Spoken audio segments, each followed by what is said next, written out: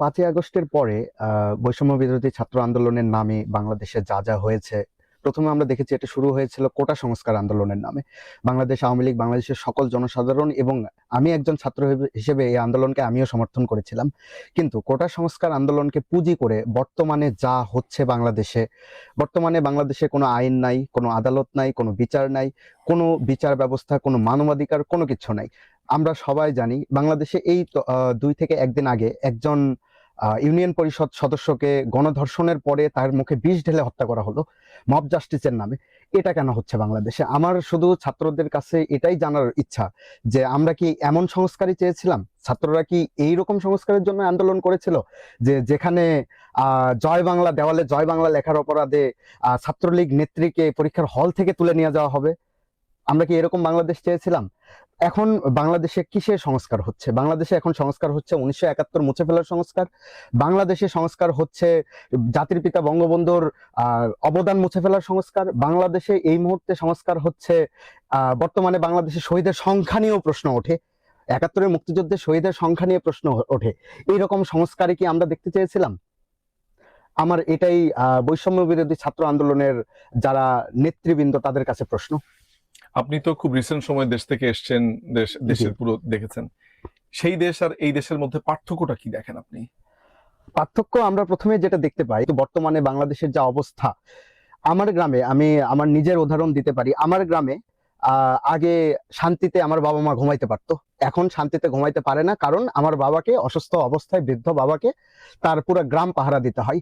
এই স্বাধীন দেশে 1971-এর স্বাধীনতা অর্জনের পরে আমাকে 2024 সালে আমাকে আমার গ্রাম কেন পাহারা দিতে হবে? আমার কি থানা নাই? আমার কি পুলিশ নাই?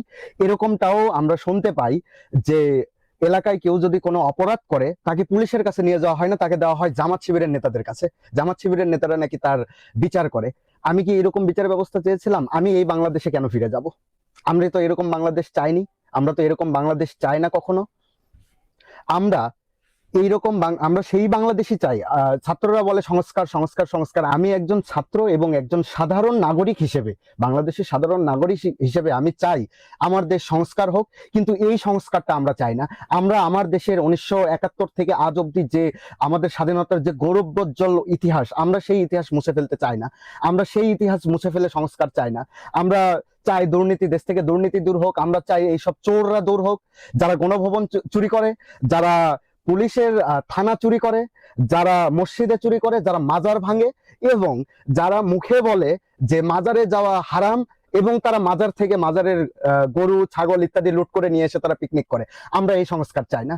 আমরা চাই এদেশে মাজারপন্থী থাকবে, আমরা চাই এদেশে ইস্তেমাপন্থী থাকবে, আমরা চাই এদেশে হিন্দু মুসলমান বৌদ্ধ সবাই আমরা একসাথে কাঁধে কাঁধ মিলিয়ে থাকবো, এতদিন যেভাবে ছিলাম। কই, এতদিন তো কোনো মাজারে হামলা হয় নাই, এখন কেন হচ্ছে? তারা কি এখন জামাত শিবির পাকিস্তানের সিআইএ এজেন্ট দিয়ে, আমেরিকার সিআইএ এজেন্ট দিয়ে, পাকিস্তানের আইএসআই দিয়ে তারা যে একটা আন্দোলন নামক একটি জঙ্গি হামলা বাংলাদেশে ঘটাইলো, তারা কি এখন চাচ্ছে যে বাংলাদেশকে আফগানিস্তান, সিরিয়া, লেবাননের মতো তৈরি করবে? যে তাদের থিওরিতে একটাই, আমেরিকানদের থিওরি, পেটে ক্ষুধা না থাকলে মানুষ কেন জঙ্গি হবে? তারা কি এখন দেশের অর্থনৈতিক অবস্থা এরকম টালমাটাল করে মানুষের তরুণদের পেটে ক্ষুধা নিয়ে সেখানে কি তারা বাংলাদেশে কি তারা এইভাবে জঙ্গিবাদ সৃষ্টি করতে চাচ্ছে? আমরা চাই না দেশের অর্থনৈতিক ব্যবস্থা এরকম হোক। আমরা চাই না দেশে আর কোনো ব্যাংক লুট হোক। আমরা চাই না যশোরের মতো জায়গাতে একটা ইসলামিক মাদ্রাসায় যেমন খুশি তেমন সাজো ইত্যাদি স্টাইলে দেশের সাধারণ শিক্ষার্থীকে, সাধারণ তরুণ সমাজকে জঙ্গিবাদে প্রলুব্ধ করা হোক। আমরা এটা চাই না। আমরা স্বাধীন, সুস্থ, সুন্দর বাংলাদেশ চাই।